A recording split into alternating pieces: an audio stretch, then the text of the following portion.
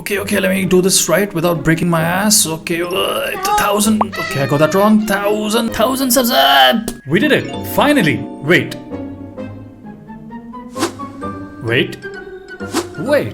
And now I've retained your attention. The algorithm is now going to favor me. So why do I need the algorithm to love me? Because retention. That's the whole game, right? If you can hold eyeballs for more than Instagram real attention span, then the algorithm will treat you as its favorite child. So yeah, I hit 1,000 subscribers not in like years or something, but in just last couple of weeks. And that also after figuring some stuff out. Honestly, I've had this channel for years, just doing nothing, rotting away. And I've literally puked out more than 400 plus videos, music videos, comedy stuff, comedy skits, animations, random show reels, basically a huge digital garage sale of things nobody ever wanted. And guess what? None of it worked. The algorithm looked at my channel and was like, hey bro, what are you doing? Are you a musician? Are you a comedian? Are you a singer? Or are you just some random uncle putting festival videos out there? It had no clue because neither did I. All that effort, all those videos, all that time put in, and I never cracked 1,000 subscribers. The algo just sat there with his arms crossed, completely judging me. But now,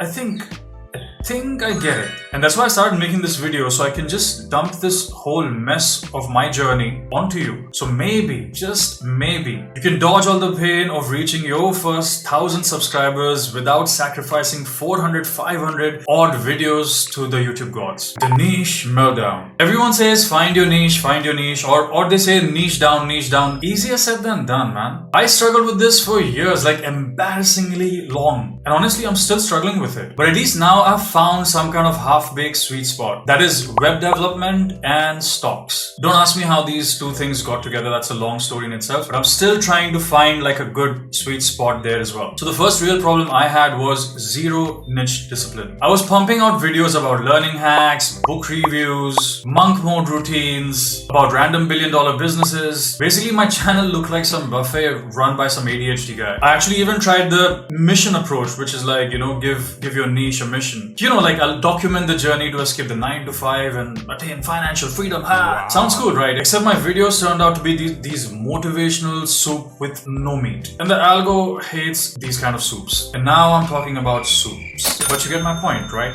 So yeah, I needed a niche, a goddamn niche, something that I wouldn't get bored in like 2 weeks, something I could stick to. And somehow I've come to this combo of stocks and coding. Learning addict, coding grandpa era. So here's the backstory. Early last year, I was in this personal chokehold of I don't have any time to study. And I'm a learning junkie. I want to learn fast, I want to learn more, I want to learn deep. And then flex that or show off in real life. I'm kidding. Learning about trading, coding, building products, whatever makes me less broke. And that's when I picked this book called Ultra Learner. Amazing book, 10 on 10 recommendation. I think everyone should read it. Basically tells you how to download knowledge at warp speed. Like Neo in Matrix, but without the trench coat. So I started making videos about how to learn faster. And for 5 seconds, it felt better. It felt right. But then I realized something after some days that I wasn't really learning anything. I was just pretending to be this fake guru because I had read some book that, you can do this and learn massive amount of things in the shortest amount of time possible. But I hadn't myself applied that knowledge to show it to the world. And then again, I started posting all these videos about my Udemy journey, rambling about monk mode, again, reviewing books, productivity hacks, and blah, blah, blah, blah, blah, like some fake guru. Again, no niche, no practice, just noise. And because the universe loves roasting me, I burnt out. I quit.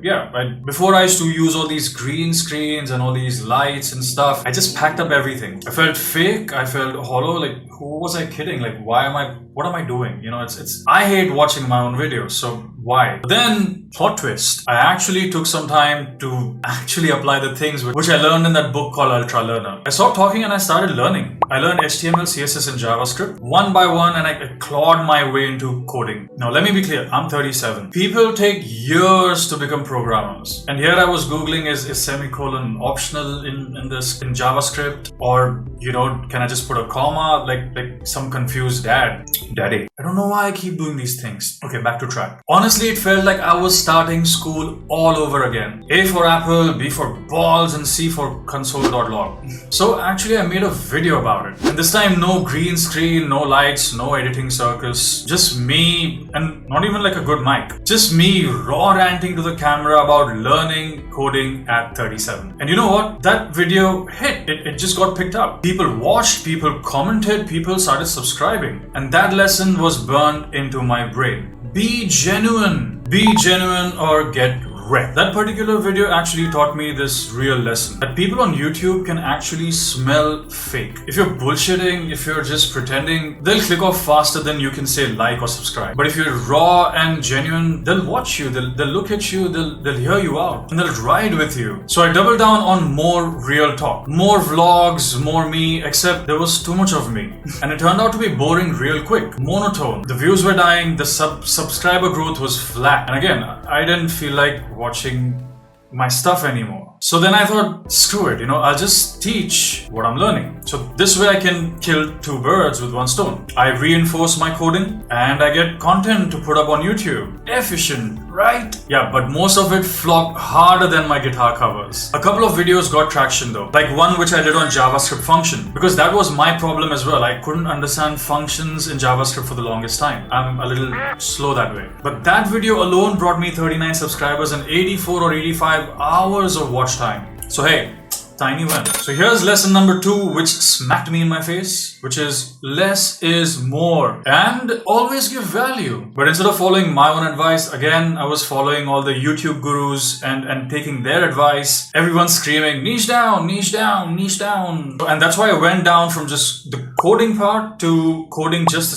CSS part. And then I promptly got bored again. I bored easily. I tossed in some random Node.js videos, AI experiments which I did, and I confused the algorithm even more. Classic me. Then came the turning point, which was one video which kind of took off, which was the video which I made on CSS Grid. Because again, this was my nemesis, my personal problem in coding. I found it a little bit complicated to understand. And I watched this guy. I'm not gonna lie, I'm just gonna put it straight up out there. I watched this guy slaying dragon, and I tried to make a video similar to that. Like my own version. Like same concept, but a little bit of my own jokes to keep the retention thing high. Basically, that was the spark. But yeah, I ended up replicating without even knowing maybe like most of it except the 0.5% of my jokes. Surprisingly, that video just took off. Thanks, Slaying Dragon. That video alone got me 230 subscribers and more than 500 hours of watch time, with comments pouring in and people actually thanking me. And I felt like I was discovering this little glitch in the matrix. Like, wait, maybe this YouTube thing can actually work. Beyond the scenes though, real talk, that video